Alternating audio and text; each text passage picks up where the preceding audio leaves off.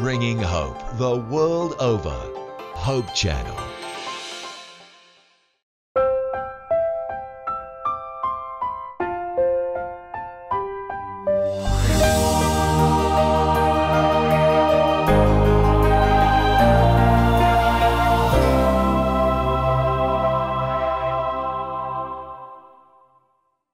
Magandang araw po sa inyo lahat, mga minamahal po namin mga kaibigan at mga kasamang mga mag-aaral ng salita ng ating Panginoon Diyos. Nagagalak po kami na tayo po'y muling nagkadaupang palad, nagkita-kita dito sa programang Oras ng Pag-aaral. Ako pong muli ang inyong lingkod, Pastor Ben Casimiro, at sa ating pong gagawin talakayan ay muli na naman po natin makakasama ang masigasig natin at masiglang Director ng Communication, si Pastor Jose Orbe Jr. Welcome, Pastor. Salamat, Pastor Ben, at tayo po ay nagbabalik sa lalong pinalawig at lumalalim na talakayan dito po sa paksa ng pagiging alagad at paggawa ng mga alagad. Ang atin pong pag-aaral sa linggong ito ay may kinalaman sa pagiging alagad at panalangin. Sa ating pong pag-aaral na ito ay meron po tayong mga mithiing aabutin na matapos ang ating talakayan ay ating maunawaan na ang panalangin ay napakahalagang sangkap sa pagiging alagad ng ating Panginoon. Gayon din naman, ating sasangayunan ang kahalagahan at ang pangangailangan ng panalangin, hindi lamang para ito'y sa ating sarili, kundi ang panalangin din para sa ating kapwa. At kalakip nito ay ang hamon na ating linangin pa ang ugaling mapanalanginin, na ito'y maging bahagi na ng ating pang-araw-araw na buhay. Pero bago tayo magpatuloy dyan, Pastor, ay magandang ating munang anyayahan ng Panginoon, ang Banal na Espiritu siyang pumatnubay at magbigay sa atin ng pagkaunawa sa pag-aaral ng kanyang salita sa pamamagitan ng panalangin. Tayo po'y manalangin. Dakila at makapangyarihan naming Diyos, Ikaw ang pinagmumulan ng karunungan at pagkaunawa.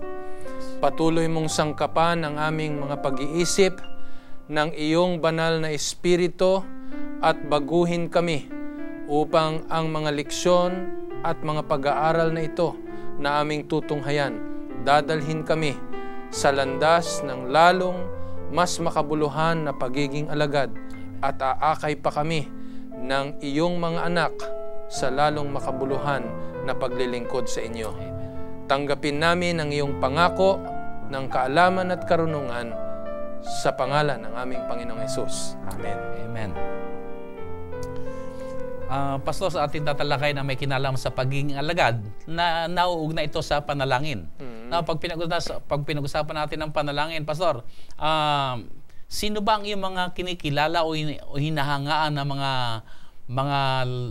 bayani sa pananalangin sa banal na kasulatan? Siguro, Pastor, simula nang ako'y bata pa hanggang sa mga panahon ngayon, talagang kintal na kintal sa isipan ko ang mga ginawa ni Propeta Elias sa pamamagitan ng kanyang mga panalangin. Kaya nga siya itinala ng banal na kasulatan na maningas ang kanyang panalangin. Kaya pagka naiisip ko itong panalangin, parati kong naalala ang ginawa ng Panginoon kay Elias sa pamamagitan ng kanyang pananalangin. Anong isang halimbawa na hinahangaan mo sa kanyang panalangin? Aba, Pastor, yung kanyang panalangin talagang wala kang makikita na pag-aalinlangan.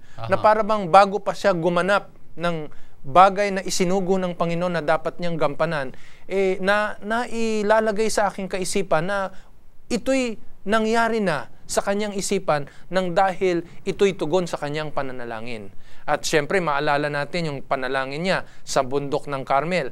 Maikli, pero ang kapangyarihan talagang damang-dama sa kalagitnaan ng mga taong nakapakinig nito. Gusto ko, Pastor, na sa aking buhay, makaranas din ako ng ganito sa pananalig sa Diyos. Anong impact nito sa iyong buhay? Yung sinabi mo yon na nakita mo maiksi lang panalangin, pero yung power nakita mo talaga.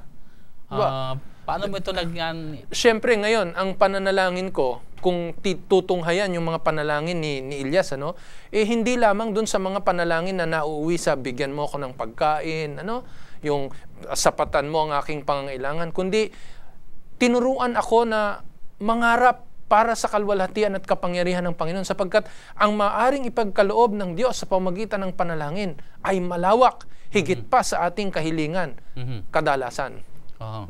Pastor, paano mo masasabi na isang panalangin ay mabisa o makapangyarihan? Ba, maraming sangkap ito, Pastor. Iuugnay ko lamang ito doon sa ating pinag-aralan ng nakalipas na paksa natin tungkol sa banal na kasulatan. Kung maalala po ng ating mga taga-subaybay, ay naglaan po tayo ng 2 araw upang pag-aralan po natin ang kahalagahan ng kasulatan at katotohanan ng Panginoon sa ating pagiging alagad. At hindi po maaaring iwanan ang pananalangin na hindi kasangkap, o hindi kasama ang pagbabasa ng banal na kasulatan. Ito yung itinuturing na magkakambal, Pastor. Sapagkat kung tatanungin mo alin ang mabisang panalangin, yung naka-angkla, yung alinsunod sa banal na kasulatan. Hindi tayo maaring makapanalangin ng mga bagay na tutugunan ng Panginoon na hindi sang-ayon sa kanyang katotohanan at mga salita. Kaya ang mabisang panalangin, Pastor, ay kakambal ang pagbabasa at pagkaalam ng karunungan ng Panginoon sa banal na kasulatan. Merong isang magandang paksa na ang title doon ay Praying the Scriptures. So, ibig sabihin ay pagka nanalangin ka, ay naiko-quote mo rin yun sa Bible. Totoo yung yun. salita niya mismo ang iyong nagagamit. Tama Alam mo, yun. sinubukan ko to. Ako mismo ay ramdam ko talagang napakaganda.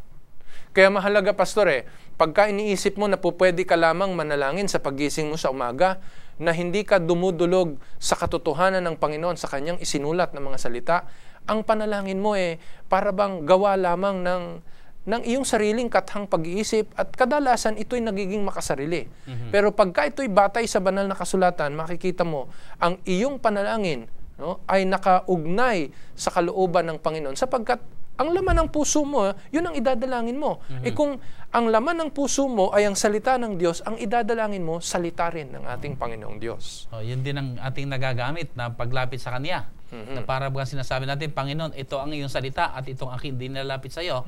Sa ganong kaisipan, alam natin, sigurado tinutugon ng Diyos ang ating panalangin. Totoo yun, Pastor. At kumisan tayo, Pastor, di ba, pagka yung ikinokot yung ating sinabi, ay parang natutuwa tayo, no? Pero palagay ko ay ganun din ang Diyos. Pag kinukot natin yung kanyang salita, maging sa ating panalangin, ay natutuwa siya. Kahit tayo mga lingkod ng Panginoon na nangangaral, pagka tinatanong natin ang mga nakapakinig ng ating mga sinasabi at naalala nila yung ating sinasabi, para bang sa ating mga kaisipan, naiintindihan nila o nakapakinig sila at isinapuso nila yung ating sinasabi. Sa ating Panginoon hindi lamang ikinagagalak ng kanyang kalooban ito, kundi binibigyan siya ng pagkakataon na gumawa sa ating mga buhay. Kaya magkakambal yun, Pastor. Huwag nating aalisin sa isipan ng ating mga taga-subaybay na ang ating Panginoong Diyos ay naglaan sa kapangyarihan ng kanyang mga salita at ng ating mga panalangin. Yan, napakaganda, Pastor, ng sinabi mo. At ito siguro napakagandang aplikasyon at talagang magandang ating hamon ito na ating sa kabuhayan. Na ang salita ng Diyos ay ating kinukot, hindi lamang sa ating mga pakikipag-usap sa ibang tao, kundi ikot din natin sa ating mga pananalangin. At marahil, Pastor, ay napakaganda na mula ngayon ay yung mga tumatayo sa pulpito, ay maganda siguro bago muna umakyat ng pulpito ay sumilip muna sa banal na kasulatan at tingnan ko ano ba yung mensahe ng Panginoon na makikita nating mailalapat din naman sa ating panalangin. Tama yun. Lalo na nga kung ito'y bahagi ng buhay nila, sa anumang sandali na tayo hilingang manalangin, parating laman ng ating puso yung salita ng Diyos. Babalikan din natin yung ating nakaraang leksyon. Hindi mo magagawa yun kung hindi mo binabasa ang salita ng Diyos. Correct. At ngayong alam mo na ang salita ng Diyos, ay kalinsabay din naman noon ay sa iyong panalangin ay lalabas din yun sa iyong mga bibig. Tama yun. Kaya napakaganda talaga na tayo ay grounded sa katotohanan, sa salita ng Diyos, at sa ating pakikipag-ugnayan sa Panginoon ay nagagamit din natin ito. Ito ang mga magandang halimbawa ng pagiging isang mabuting alagad ng ating Panginoon. Dito sa ating pag-aaral ay, sa ating leksyon ay binabanggit ang magandang halimbawa na iniwanan sa atin ni Propeta Daniel. So, magandang ating puntahan ng salita ng Diyos sa aklat ng Daniel. At Pastor, paano mo nakita na iniwanan niya tayo ng magandang halimbawa sa kanyang panalangin dito sa Daniel Kapitulo 9? Sa Kapitulo 9 ng Daniel, Pastor, maraming mga sipi ang nagpapakilala na si Propeta Daniel, bagamat maraming bahagi ang kanyang panalangin, pero litaw na litaw sa kanyang panalangin sa Kapitulo 9, yung pagkilala niya sa pagka-Diyos. Talagang makikita mo nag-ukol siya ng sapat na panahon na luwalhatiin ng ating Panginoon. Na kilalanin ang kanyang kapangyarihan. Na makita na ang ating Panginoon ang magpapaganap ayon sa kanyang mga pangako. Isa pang maganda dito sa Kapitulo 9 ng Daniel na ipinamalas sa kanyang pananalangin yung kanyang pagsusumamo na suriin ang kanyang puso, no? Yung kanyang pagkilala na siya'y makasalanan. Ito'y mga mahalagang sangkap, pastor, ng pananalangin. Magandang halimbawa na iniwanan ni Daniel sa atin. At siguro hindi lamang yung sarili niya ang kanyang ikinumpesal dito, idinamay na rin niya pati yung kanyang kapwa. Totoo yun. So, magandang halimbawa to na hindi lang sarili natin na ating isipin. Pastor, isang napansin ko naman kagad itong gustong-gusto ko talaga sa kanyang panalangin. Yung bagamat, kung babasahin kasi natin ang buong kapitulo ng 9 ng Aklat ng Daniel, pansinin po ninyo mga taga-subaybay na ang kadahilanan ng kanyang pananalangin ay meron siyang naunawaang propesiya sa sinulat ni Propeta Jeremias na alam niya na tapos na ang panahon ng pagkabihag na sila kailangan na makabalik sa Jerusalem. Ayon sa pangako ng Panginoon. Pero hindi pa sila nakababalik. So ang kanyang burden dito ay sila makabalik na. Pero ang punto na gusto kong tingnan dito, bagamat meron siyang pangunahing dahilan kung bakit siya mananalangin, pero hindi muna niya yun ang inuna. Ang kanya munang inuna, kinilala niya sino ba ang Diyos. At napakaganda ng pagkakabanggit dito. Marahil aking babasahin. Sa talatang 4, at ako'y nanalangin sa Panginoon kong Diyos, at ako'y nagpahayag ng kasalanan, na nagsabi, O Panginoon, Diyos na dakila at kakilakilabot, na nag-iingat ng tipan at kaawaan sa nagsisiibig sa iyo at nangag-iingat ng iyong mga utos. Dito'y nais kong tingnan natin. Dito'y kanyang munang ipinahayag sino ba ang Diyos na kanyang pinapanalanginan. So dito'y pinahayag niya sino ang Diyos. Kinilala muna niya ang kanyang Diyos. Ang Diyos ay puno ng kahabagan. Ang Diyos yung nag-iingat ng kanyang mga pangako. So napakagandang halimbawa ito sa atin na tayo pagka nanalangin, bagamat may mga problema tayong gustong idulog sa Panginoon, pero atin mo nang sumandaling isa-isang tabi. At unahin muna natin yung kilalanin muna natin siya ang ating Diyos. Nangyayari nga kasi, pastor, kahit siguro makinig tayo ng ibang mga panalangin, parang kakaunti yung panahon na ginugugol sa panalangin na kinikilala ang Panginoong Diyos. Kadalasan nga kasi, pag hindi binabasa ang banal na kasulatan, maraming pangalan ng Panginoon sa banal na kasulatan. Ang alam na lamang nating pangalan ng Panginoon, Panginoon. No? Kaya tuloy, napapaikli din yung panahon na dinadakila natin ang Diyos sa kanyang katangian. Kasi yung pangalan ng Diyos, yung kanyang katangian, magkasama yan Kaya pag binabanggit mo yung pangalan ng Diyos sa iyong panalangin, hinihiling mo rin yung katangian niya na maganap sa kanyang kalooban. Pag sinabi mong Panginoong Diyos na siyang El Shaddai, yun ay tinatawag mo yung kapangyarihan ng Diyos, yung kanyang katangian ayon doon sa kanyang pangalan. Tama yun. At yun ay napakaganda. Alam mo, meron akong karansan. Ito inoobserbahan ko talaga. Kung minsan basta lang tayo makapanalangin, isang pagkakataon, niyaya kong isang kapatid natin, sabi ko ikaw nang manalangin kasi merong funeral service tayo. Ay pambungkad kagad niya mapagpala naming Diyos na nasa langit. Ay hindi ko man kinuha ang kanyang atensyon, pero pagkatapos na aking siyang kinausap, sabi ko tayo nasa funeral service. Nandoon yung ating pakikiramay, nandoon yung kaisipan natin na ang Diyos ay nahabag sa kanila. Marahil ay magandang kung lalapit tayo sa Diyos, iniuugnay na rin natin sa sitwasyon kung sino ang Diyos at ang anong pangalan na ating lalapitan. Hindi ba mas maganda ka kung sasabihin halimbawa natin, mahabagin naming Diyos na nasa langit. Dahil ikaw ang pinanggagalingan ng lahat ng kaawaan at kahabagan, kami lumalapit sa inyo. Di ba? Higit na nakatugma kaysa halimbawa naman sa pagkakataon ay may pagdiriwang na nagkakasayahan. Meron naman na nalangin. Ang sabi niya, mahabagi namin Diyos. So para bagang hindi nakatugma rin, maganda rin ay nakabagay. Pwede natin sabihin siguro, mapagpalang Diyos sapagkat yun ay sandali ng pagdiriwang. So magandang iniugnay din natin yung ating pagkilala kung sino siya at nakatugma yung sitwasyon natin ng paglapit sa Kanya. Totoo yun, Pastor. Lalo na nga, ang pinag-aaralan nating uri ng pananalangin dito, yung panalangin ng tayo'y namamagitan sa ating kapwa, sapagkat ito ang tinutukoy ng ating paggawa ng mga alagad at tayo bilang pagkilala na tayo'y alagad din ng ating Panginoong Diyos. Pastor, at saka Yun ay tinatawag natin dito ang adoration, ano? Mm. Pero ang sumunod kagad dito ay yung confession. Mhm. Pagpapahayag naman ng kasalanan. Mhm. At hindi lamang para sa kanya, kundi para rin sa kanyang mga kasamahan. Nandoon na rin yung intercessory prayer. Mhm. At yung mga kahilingan na nais niyang ipaabot sa Panginoon, inihayag ng lahat. Bakit nga hindi natin madalas na nababanggit yan sa mga panalangin natin? Ano? Kakaunti yung panahon. Parating binabanggit natin general Patawarin mo kami sa aming mga kasalanan. Pero maganda siguro sa mga sandali na nakikilala, patawarin mo kami, Panginoon, sa aming pag-aapura. Mhm. Patawarin mo kami, Panginoon, na hindi namin pinakikinggan ng mainam ang iyong tinig.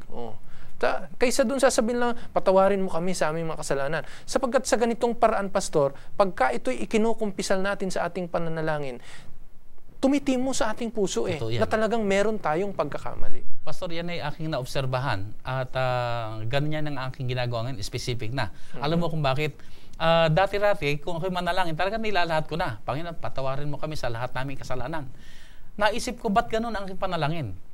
Na-realize ko, hindi ko mabaybay, hindi ko maisa-isa. Bakit? Siguro unang-unang marami. Pero pangalawa, ang matindi riyan, yung bang nahihiya akong sabihin sa Kanya, sa Diyos, yung nagawa kong kasalanan.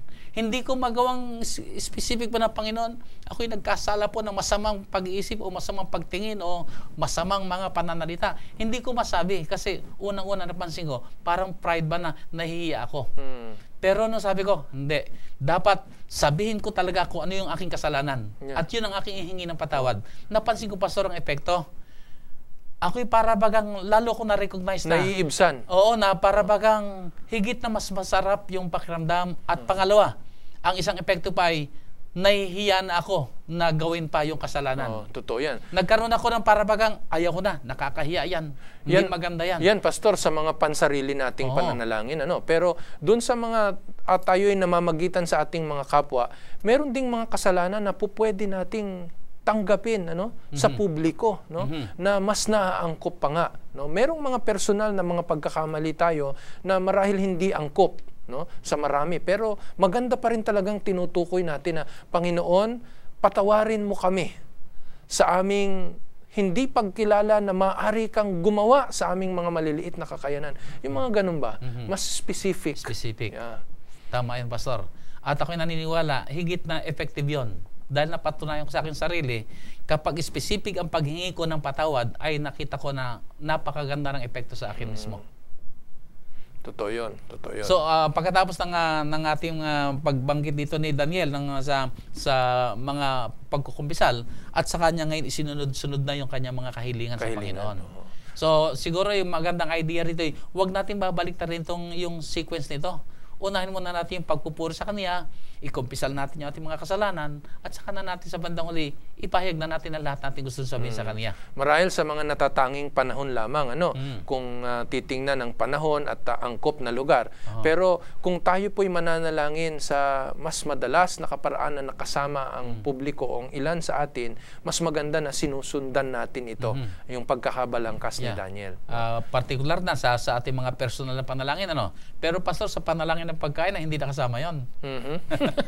Kasi kung isa-isa, kasi may nadinig talaga akong pastor na nanalangin, ay ipinanalangin pa niya yung nasa Africa, nasa iba-iba mga lugar na alalahanin ang mga pastor at mga manggagawang walang makain pa, ay parang nagiging pastoral prayer.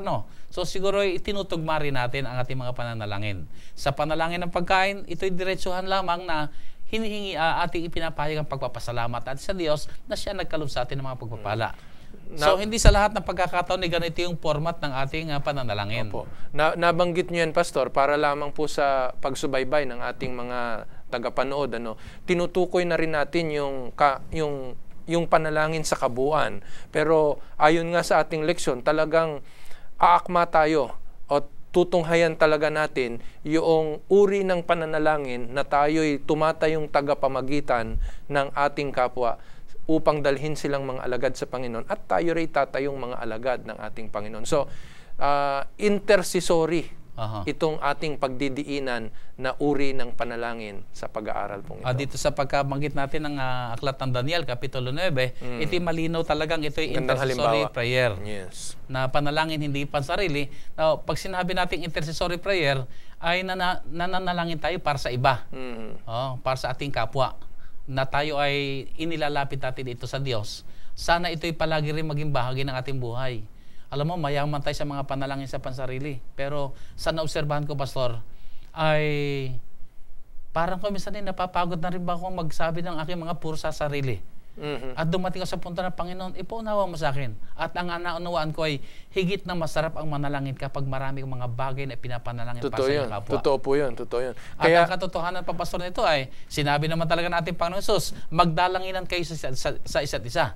Ako'y may pangangailangan, magandang may ibang nananalangin para sa akin. Ikaw may pangangailangan, magandang ako'y nananalangin para sa iyo. Tumarahin sinasabi na magdalanginan tayo sa isa't isa. Marunong ako manalangin, marunong ka rin manalangin. Pero ang panukala ng Panginoon, magdalanginan tayo. At yan din naman ang isinasaad niya at ibinigay niyang mabuting halimbawa. Yan nga ang masusumpungan natin sa susing talata. Kung tutunghayan po natin para po sa ating mga taga-subaybay, sa Juan, Kapitulo 17, kung susundan niyo po ang banal na kasulatan, ganito po ang sabi ng ating susing talata, talatang 20 hanggang 21. Hindi lamang sila ang idinadalangin ko. Ito'y pangusap ng ating Panginoong Hesus. Kundi sila rin naman na mga nagsisisampalataya sa akin sa pamamagitan ng kanilang salita, upang silang lahat ay maging isa na gaya mo, Ama, sa akin, at ako'y sa iyo, na sila na may sumaatin, upang ang sanlibutan ay sumampalataya na ako'y sinugo mo. Kaya mahalaga pala, Pastor, na kilalanin na itong ating pananalangin para sa ating kapwa o intercessory prayer ay nakabatay, nakasalig sa pagkilala na hindi natin ito magaganap malibang nakaugnay tayo sa Panginoon. Meron tayong pagkakaisa sa Panginoon. Kasi tingnan mo, paano ka makakapamagitan sa kapwa mo na ikaw ang magiging tulay sa ating Panginoon, kung ikaw hindi ka nakaugnay sa Diyos? Kung ikaw mismo ay sira ang iyong relasyon, paano mong iugnay ang ibang tao sa ating Panginoon? Kaya upang maganap natin itong intercessory prayer, kinakailangan ay matibay tayong nakaugnay sa Ama. Meron tayong pagkakaisa sa Ama. Meron tayong kaisipan na tunay na nakaangkla sa ating Panginoon upang maganap natin itong pananalangin para sa ating kapwa. Ibig sabihin yan ay kailangan talaga ay meron tayong pakikipagkasundo sa Diyos. Tama yun. Upang kung magkagayon, maipakipagkasundo naman natin ating kapwa sa Kanya. O hindi ba? Paano ka pupuri sa Diyos kung di ka nakaugnay? Paano ka mangungumpisal kung di ka nakaugnay? Di ba? Paano ka hihiling sa Panginoon kung di ka nakaugnay? Kaya maliwanag na ang batayan nitong intercessory prayer ay yung ating pakikiisa sa ating Panginoong Diyos. Okay, Pastor, sa buhay ng ating Panginoong Hesus ay paano niya pinakita ang kahalagahan ng pananalangin? Nako, madami tayong magagandang halimbawa niyan, Pastor. At isa sa paborito kong halimbawa ng buhay ng ating Panginoong Hesus sa pananalangin, inuuna niya ito bago maganap ang lahat ng mga bagay sa maghapon. Katunayan ay talagang nag-uukol siya ng natatanging panahon para sa pakikipag-usap sa Ama. Ibig sabihin, priority niya talaga. Yung pagkagising ba sa umaga ay talagang yun na muna. Pangunahin. Ako'y may nadinig talaga, kamusta ka ko pagkagising sa umaga? Ano ba yun ano mong ginagawa? Ay di ka hanapin ng dyaryo. Nako, yun ang malungkot. Sabi ko ay malungkot nga ako. So narito ang hamon. Ako'y sinanay ko rin yung aking sarili na kahit na lang yung puyat-puyat o medyo mahirap bumangon, pero pag ako'y bumangon, automatic nakaluhod. Yung bang kuminsan ay kahit pagod na pagod ay sadya kong iniuhulog na ang aking katawan sa kama, at pagbagsak ko ay automatic na nakaluhod. Ay diretso na talaga panalangin yun. Mas maganda nga sigurong ganun, Pastor, at ginawa ng Panginoong ganun. Ang kauna-unahan ay nagagawin ay manalangin. Kasi kung antimano tatayo ka, mahihilo ka. Pero maganda nga naman yung tayo'y luluhod at uunahin natin na magbigay ng diwa sa ating buhay ang ating Panginoon bago tayo tumayo sa anumang bagay na dapat nating gawin. At saka, Pastor, binanggit mo yung may takdang panahon at may takdang lugar. Maganda yun na ibig sabihin talagang nakaset ang ating mind, pagkagising sa umaga, nakahanda tayo ang ating isip, nakahanda ang ating sarili, ang ating katawan, na talagang tayo ay lalapit sa Diyos. Merong ilang mga pagkakatalan yan, Pastor, siguro maganda, subaybayan din natin ito sa Mateo Sa Mateo 26 ay meron tayong makitang tala niyan na tungkol sa ating Panginoong Hesus. Mateo 26, talatang 36. Ganito ang wika. Na magkagayon dumating si Jesus, nakasama sila sa isang dako na tinatawag na Gethsemane. At sinabi sa kanyang mga alagad, magsiupo kayo rito, samantalang ako'y pumaparoon doon at manalangin. Sa ibang salita, ang diwa dito ay nilalaanan talaga ng Panginoon ang pananalangin. Kahit may mga kasama pa siya, pero meron siyang oras ng pananalangin na kinakailangan iwanan niya ang mga kasama niya dahil yun ay oras ng kanyang pakikipagniig sa kanyang Ama. Ito yung napakagandang halimbawa sa atin. Kung minsan kasi tayo ay laging maraming kasama, para bagang mahirap ng manalangin kasi marami tayo. Pero ang halimbawa natin Panginoon Hesus, kahit na rin ng mga alagad, ay iiwanan muna niya at sa oras ng kanyang pananalangin, ay siya ay makikipagniig sa kanyang Ama. Totoo yun. Isa pang halimbawa ng tala, Pastor, sa Marcos Kapitulo 1, ang talata ay 32. Ang sabi naman doon at nagbangon siya ng madaling araw, na malalim pa ang gabi, at lumabas at napasa isang dakong ilang, at dooy nananalangin. Kaya napakaganda. No? Madaling araw pa lamang, unang-una sa buhay ng ating Panginoong Hesus, ang pananalangin. Siguro, Pastor, at sa ating mga taga-subaybay, maganda ring isipin natin ito, hindi lamang sa ating mga sarili, lalong-lalo na sa mga may asawa. Maganda siguro sapagkat kaisa kayo ng laman. No? Katulad ng ating pakikipag-isa sa Diyos, dapat kung merong nagkakaisa sa panalangin, kayong mag-asawa. Maganda siguro kung tayo'y may pagkakataon, hawakan natin ang kamay ng ating asawa. At habang tayo'y nasa higaan, kung kayo may luluhod o kung kayo may magkayapos, no? Magandang tayo'y nakauusal ng mga panalangin sa Panginoong Diyos. Totoo yan. At kuminsan nga, ganoon talaga ang sitwasyon na para bagang maraming kaabalahan na nagkakanya-kanya na sa panalangin. Ang mahalagay kayo, nananalangin. Pero pagkakatabi ko na rin lang ang aking asawa at nakita ko luluhod na siya, ay akin na rin binabanggit na tayo sabay ng manalangin at napakasarap talagang manalangin na magkahawak ang kamay. Totoo yun. Masarap nga mapakinggan, Pastor, na alam niya yung mga gagawin mo sa maghapon at idinadalangin ka niya. Totoo yan. Nakapagpapalakas ng ating pananalangin sa ating Panginoong Diyos. Yan ay lalo pang naakay sa lalong malapit na relasyon ng isa't isa. So, at ito'y pag-iiwan ng magandang halimbawa rin sa ating mga anak na tayo ay talagang makitang mapanalanginin at ang tayo nagkakaisa bilang mag-asawa sa pananalangin. Mas makabuluhan na maging alagad ang ating asawa, ang ating mga anak, kung mayroon tayong talagang ugali ng pananalangin na kakambal ng ating pagbabasa ng salita ng Diyos. Pastor, mayroong isang napakagandang quotation dito na marahil ay ating ibahagi sa ating mga manonood na paglalarawan ng panalangin. Ito'y sinulat ni Ellen White sa kanyang aklat na Steps to Christ sa page 93. Ganito po ang wika. Ang panalangin ay ang pagbubukas ng puso sa Diyos bilang isang kaibigan. No? Ang panalangin pala ay para kang hindi mo, pag nakita mo kaibigan mo, hindi mo naman kailangang isipin na kung ano sasabihin, di ba? Automatic na lumalabas. Lalo tigit na miss natin yung ating kaibigan, ay para bang excited tayong magkwento. Ay ganitong wika niya, na para bagang tayo nakikipag-usap lamang sa isang matalik na kaibigan. At ang wika pa, hindi na kailangan ito upang ipaalam sa Diyos kung ano tayo, kundi upang pwede nating tanggapin siya. Hindi ibinababa ng panalangin ng Diyos sa atin, kundi tinataas tayo sa Kanya. O sa ibang salita ay, sa pamamagitan ng panalangin, ang ginagawa pala ng Diyos ay itinataas niya tayo sa Kanya. Amen. Sa panalangin, hindi bumababa ang Diyos. Itinataas niya tayo sa Kanya. Hindi ba napakasarap, mga kaibigan, na sa panalangin ay meron tayong katiyakan? Amen. Ang Diyos ay ating kasama. Hindi kailangan hindi na, yung kumisan nagiging karanasan natin sa cellphone ba, di ba? Yung bang cannot be reached. O kumisan ay naloba tayo. O kumisan ay busy ang ating line. Pero dito sa panalangin, walang ganon. Walang ganon. Sa oras na tayo manalangin, inilalapit tayo ng Panginoon sa Kanya. Amen. So para sa akin, ang oras ng panalangin ay oras na sandali na kasama ko ang Panginoon. Amen. Na para bagang damang-dama ko, nakaakbay siya sa akin samantalang ako'y nananalangin. At yun naman ang gustong ng Panginoon na maranasan natin bilang mga alagad. Pastor, dito sa aklat na Mateo ay Mateo Kapitulo 6, talatang 8, binanggit na bago pa tayo lumapit sa Kanya, alam na niya ang ating mga kahilingan.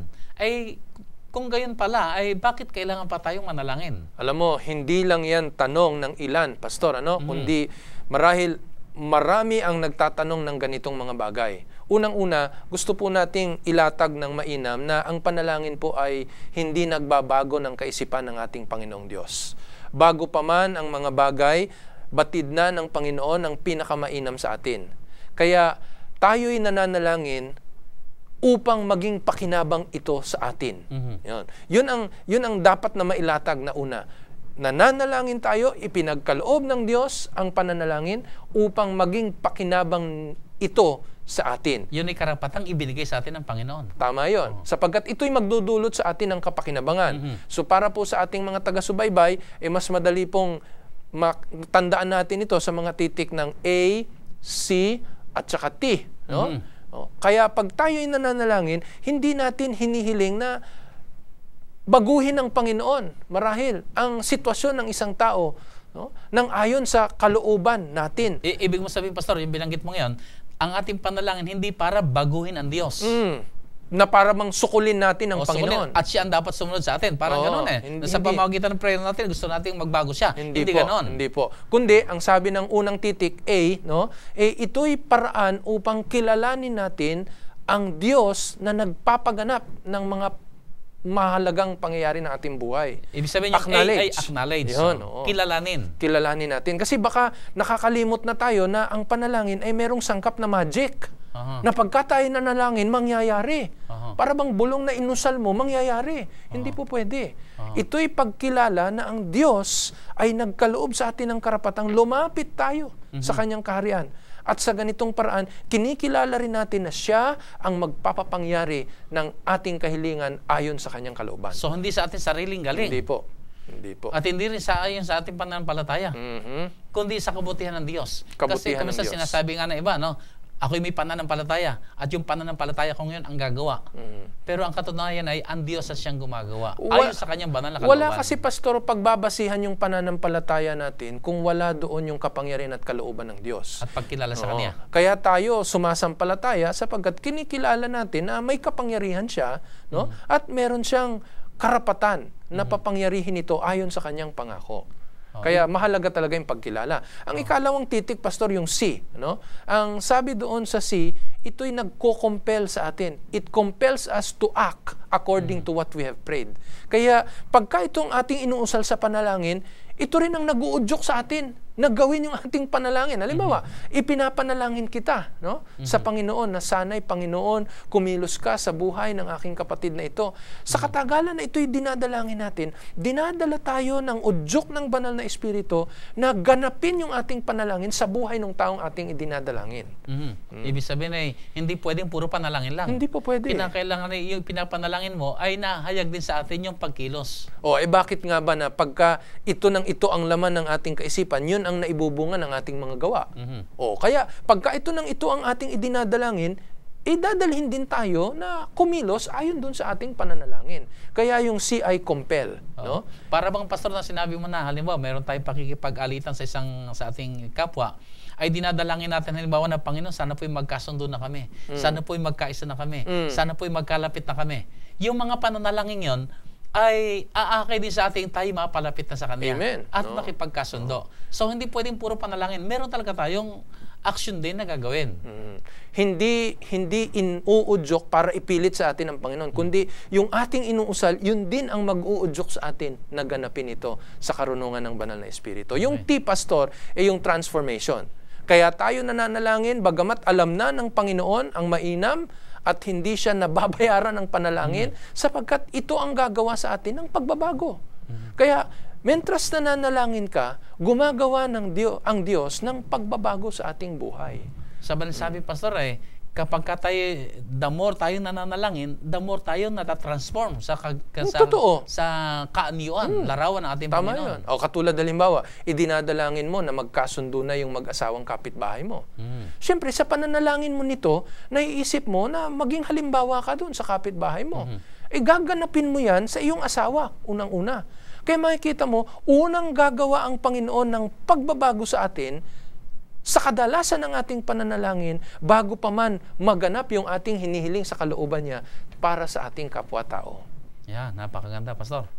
So, naroon yung ACT. Yan. So, sana mga taga-subaybay, subaybayan natin to at isalang-alang natin, yung acknowledge, kilalanin natin ang ating Diyos sa panalangin na siya ang gumagawa para sa atin. Hindi sa ating sariling galing, kundi may Diyos na siyang kadahilanan ng lahat ng bagay. At yung C ay C yung compel, no? Compel. Inuudyok tayo na gawin natin yung ating panalangin.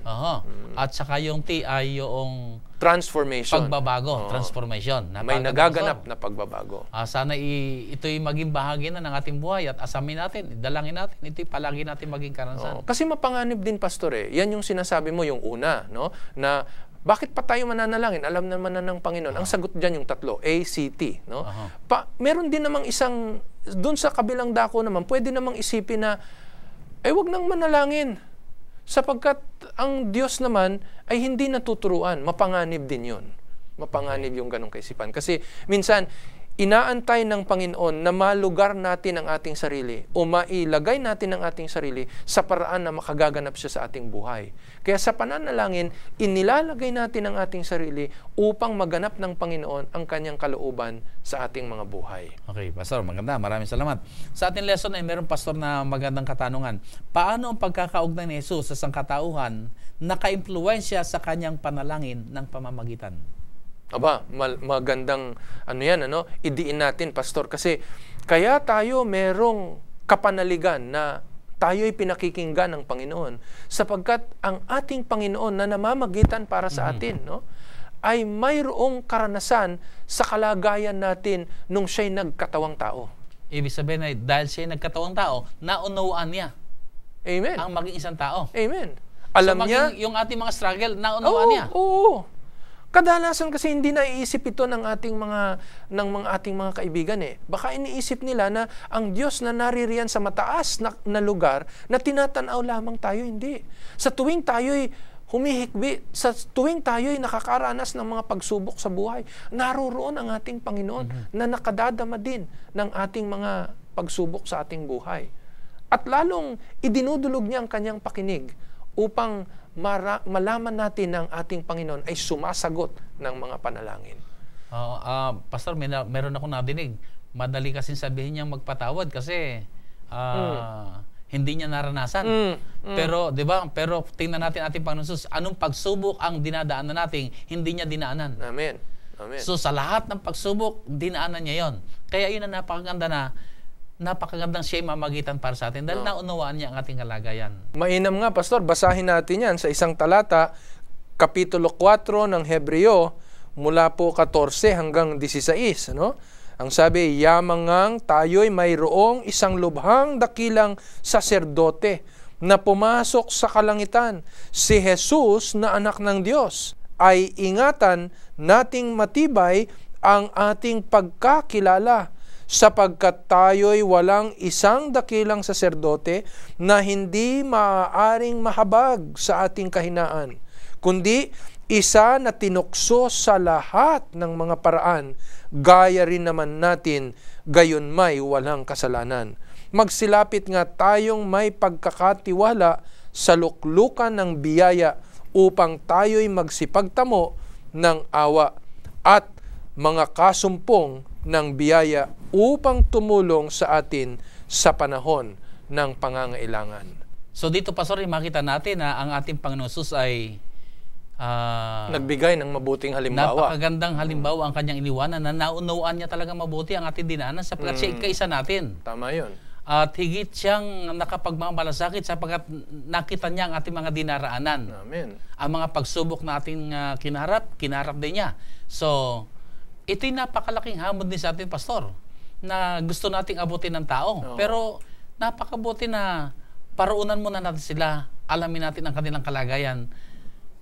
At ako'y naniniwala, higit natin maipapanalangin yung kanilang kalagayan kung tayo'y lumapit sa kanila. Nakagaya natin po ng Jesus, nakipagkaisa siya sa mga tao.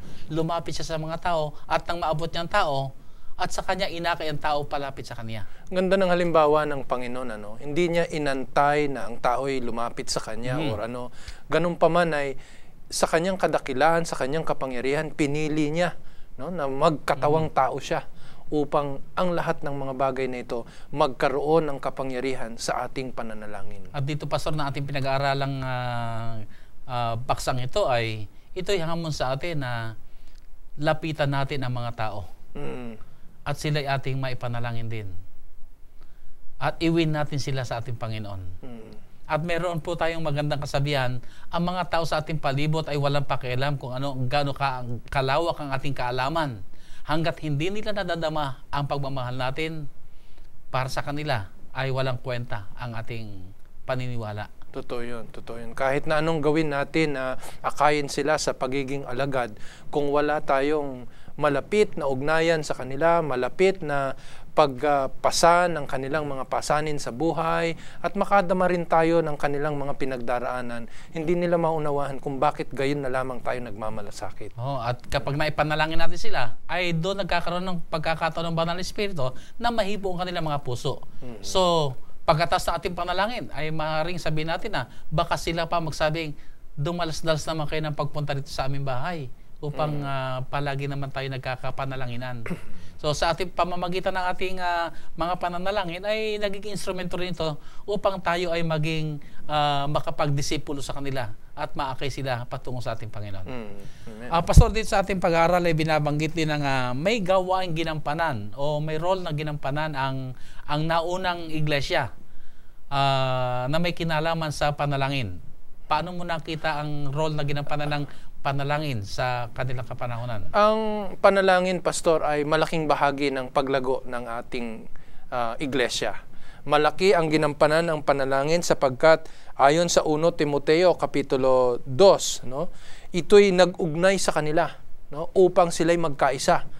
Kaya makikita mo, ginamit ng banal na Espiritu ang pananalangin sa buhay ng mga alagad na ito upang sa kanilang pagkakaisa, meron silang iisang direksyon, iisang mithiin, no? Iisang pagnanais na gumawa pa ng mas maraming alagad. Ito'y kanilang pagtugon sa hamon ng Diyos na gumawa kayo ng mga alagad sa aking pangalan. Kaya kung hindi tayo magkakaisa, kung hindi tayo lalapit sa Panginoon sa pananalangin, mahirap na tayo magkaroon ng iisa na direksyon sa pananampalataya. Ibig sabihin ang panalangin ay nakatulong na malaki sa kanilang pagkakaisa, kaya naging mabilis ang pagtatapos ng gawain. Totoo yun.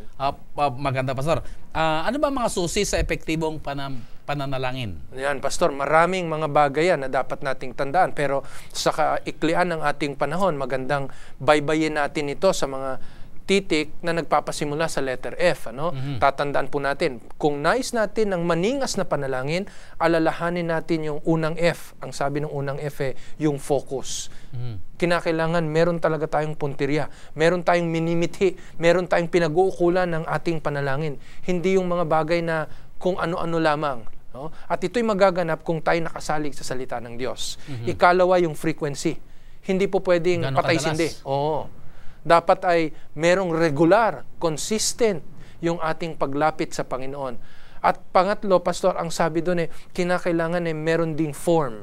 No? Ibig sabihin ng form meron dapat panahon na nanalangin tayo na tayo lang sa ating pansarili. At ikalawa nito, itinuturo kung saan naroon ng 2 o 3 na nagkakatipon sa pangalan ng Panginoon. Ito yung mga maliliit na pulutong. Kaya mula sa pansariling panalangin, meron pa dapat na mga maliit na mga pulutong kung saan ay pinagsasama natin ang ating mga mithiin at idinadalangin sa Panginoon. At panghuli, yung kabuuan ng iglesia. Kaya yung form ay nagtuturo na may pansarili, may pangmaliit na pulutong, at sa kabuuan ng iglesia. Ang panghuli, Pastor, ay yung forgiveness. Walang magaganap na mabisang panalangin kung walang magaganap na una sa atin na pagpapatawad. Paghingi ng tawad sa Diyos at pagpapatawad sa ating kapwa. So itong 4 na F na ito mahalaga, Pastor, sa mabisang panalangin. Focus, no? Frequency, form, and forgiveness. Yan, napakaganda, Pastor. Sana ay sa ang ating mga taga-subaybay ay talagang ating pinapansing mabuti na para maging mabisa pa yung o makapangyarihan yung ating panalangin ay isaalang-alang natin itong 4 na F na nabanggit o naibahagi sa atin ni Pastor Orbe. Pastor, ang ating oras ay talagang medyo nagtutumulong na, no? Ating tingnan at buo din na lamang natin lesson. Anong yung huli mga panelita, Pastor? Nais kong dalhin sa ating mga taga-subaybay na ang pananalangin bilang ating bilang pamamagitan, no, sa ating kapwa at sa ating Panginoon, ay kinakailangang maging tunay na bahagi ng ating pagiging alagad.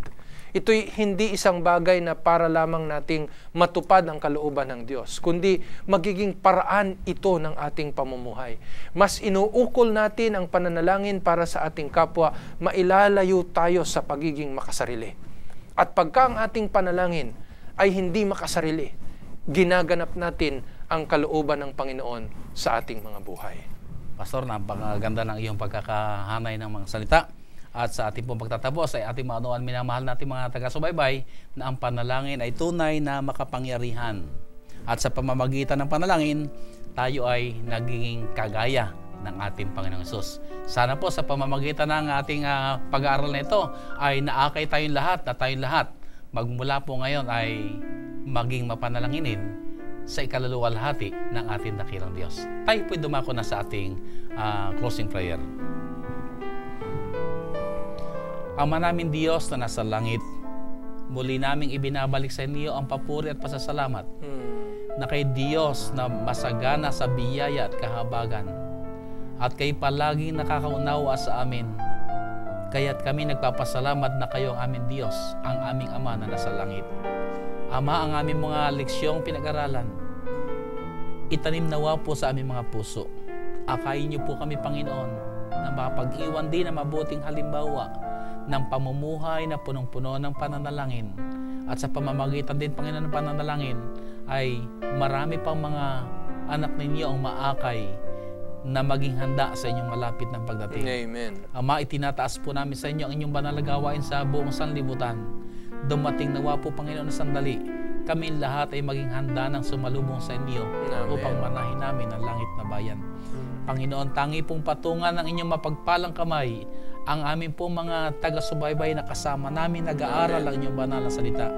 Nasaan man sila ngayon, anuman ang kanilang kalagayan, hipuin ang kanilang mga puso. Papagtibayan sila, Panginoon, sa pananampalataya at pag-ibig sa inyo. At maging karanasan nawa nila, Panginoon, sa araw-araw ang manalangin at ang mahubog sa kagandahan ng larawan ng aming Panginoong Hesus. Amen. Maraming salamat po sa pagtugon sa aming mga dalangin. Alang-alang po ang lahat sa dakila at banal na pangalan ng aming Panginoong Hesus. Amen. Amen. Amen. Muli po, minamahal namin mga kaibigan, maraming salamat po na kami inyo sinamahan sa maiksing oras ng ating pag-aaral ng salita ng Diyos. Sana po sa darating na linggo ay muli na naman po tayo magkasama-sama at sa pag-aaral natin. Hayaan po ninyo, tayong lahat ay managana sa biyaya at pag-ibig at mga kasaganaan ng ating mahal na Diyos. Magandang araw po sa inyo lahat. Pagpalain kayo ng ating mahal na Diyos.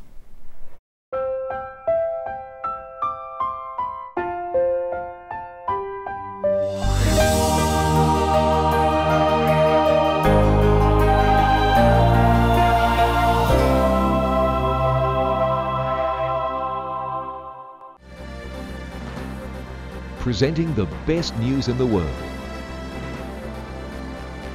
You're watching the Hope Channel.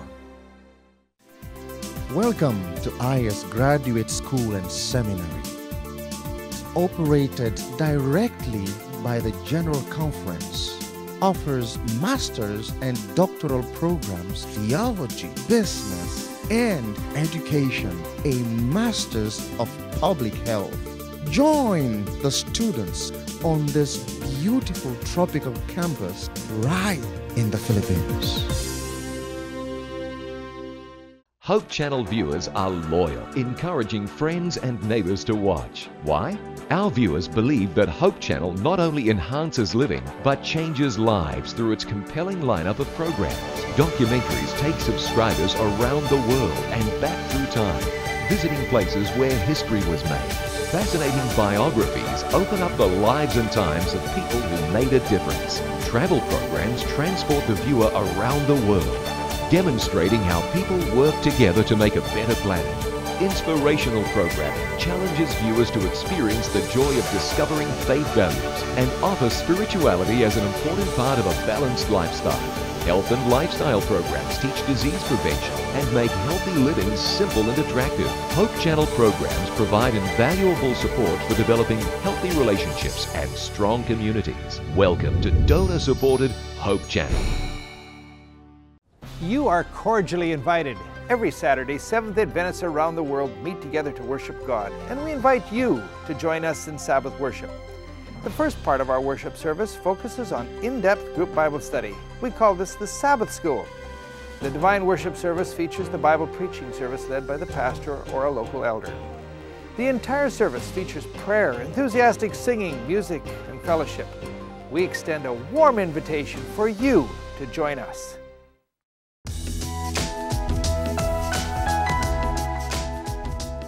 With the high rate of divorce today, many young adults who are dating are wondering if it's worth it to be married. Is it possible to be happy in marriage? Well, one of the challenges of marriage is that oftentimes people are either too negative or too idealistic about their relationship.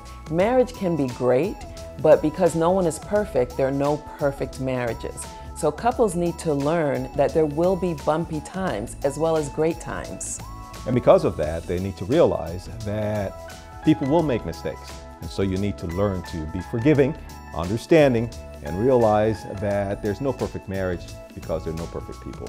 But if you are aware of that fact and you know that marriage is difficult, then you can prepare yourself and respond in a way that's constructive and that can build your marriage.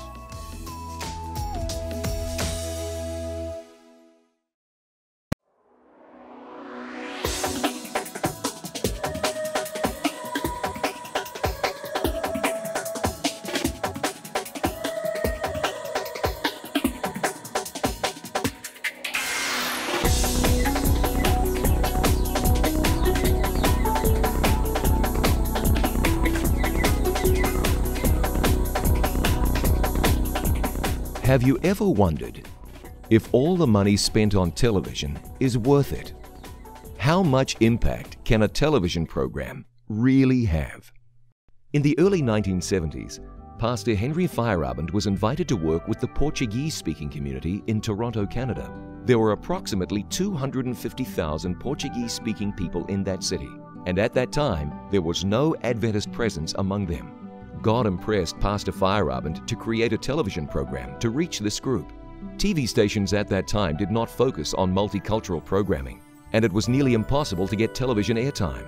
But after much persistence, Pastor Feyerabend met a man that had purchased half an hour on television. Pastor Feyerabend pestered the man over and over again until he was finally offered 5 minutes on each program for the outrageous total of $4,000. I think he gave him that price thinking that Pastor Henry would have walked out the door and said, "This is ludicrous." Henry said, "Where's the contract? Let me sign it." Walks out of the man's office. He's got this $4,000 contract he just signed. He's got 6 members in his church.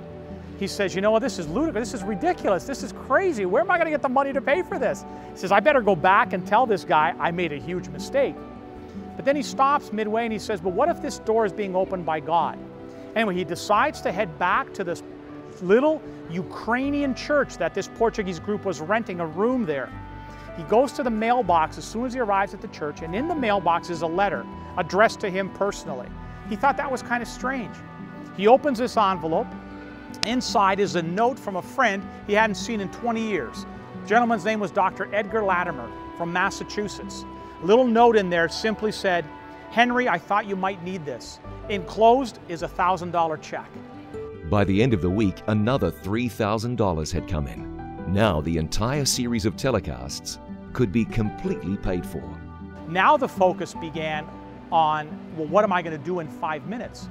I mean, for those of you that do television, you know that 5 minutes on television, that's 140 words a minute, that's 700 words. It's not a lot of time.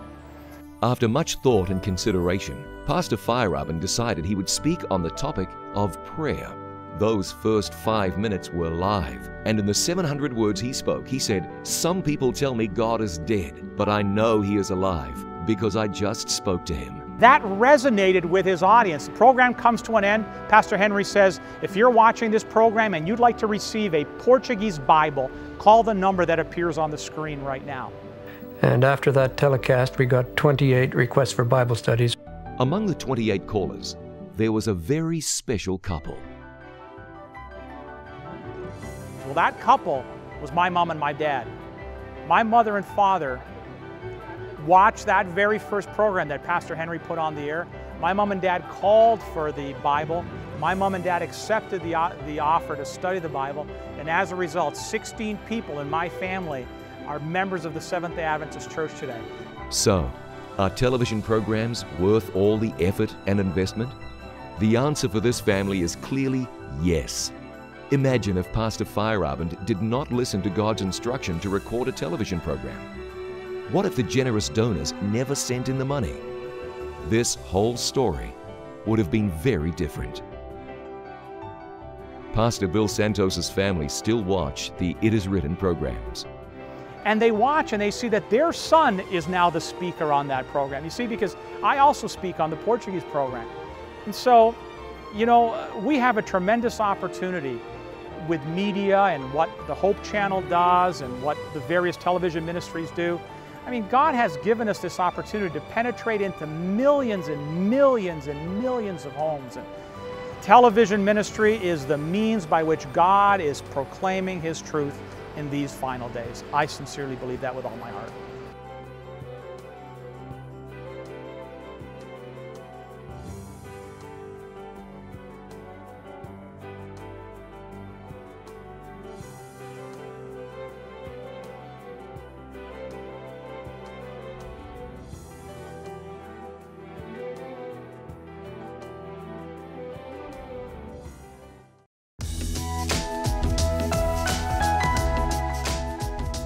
Do you find parenting a challenge? If so, you're not alone. Well, there are three major styles of parenting: authoritarian, permissive, democratic. Authoritarian style of parenting is that kind of parenting where you either reward or punish your children. Parents who parent this way yell, scream, hit, and it's just not a very good way of parenting. It also models for children how to problem solve, and this is how they solve their conflicts.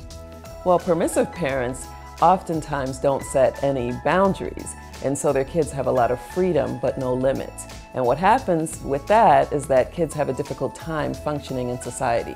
So the best option probably is to be a democratic parent where you balance freedom and limits and help your children make wise choices.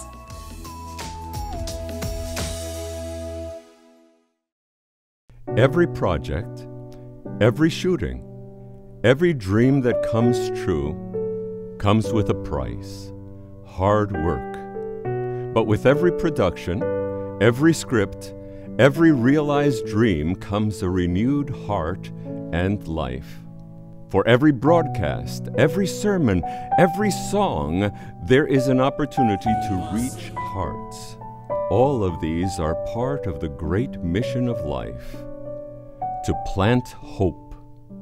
There are multitudes of people around the world, and God wants to speak to everyone individually, to touch their hearts as if there is no other one. Sometimes this is done through a computer with the living Word. Sometimes a simple pamphlet with the Word. At other times, TV, radio, sometimes the Word through a man, but always a heart in need of love. In Peru, a preacher called out to a man from among the congregation. It was a special live broadcast. Amazingly, it was a man hired to operate one of the cameras on this TV production. We needed his services, but God wanted his heart. A cameraman who had made no commitment to the Lord, but the power of the Word penetrated his heart and mind, and he accepted Jesus. Guillermo, deja tu cámara ahí donde estás. Hoy es una noche de gloria para ti. Guillermo left his post at the camera and came to the front of the church. Te bautizo en el nombre del Padre, del Hijo y del Espíritu Santo. Amén. Guillermo Eduardo abandoned his secular life and was born to a new era. Guillermo, in his media production, was only building the ark, but now this ark became his avenue of salvation. Just as Christ revealed himself in the Jordan as the Son of God, so it was that he revealed himself in the life of Guillermo. God desires to plant his seeds of hope in homes and in churches through the use of satellite media. And Jesus says, "What I tell you in the dark, speak in the daylight. What is whispered in your ear, proclaim from the roofs." This message of hope encourages us to shout from the rooftops through satellite dishes and antennas that Jesus is our hope for salvation.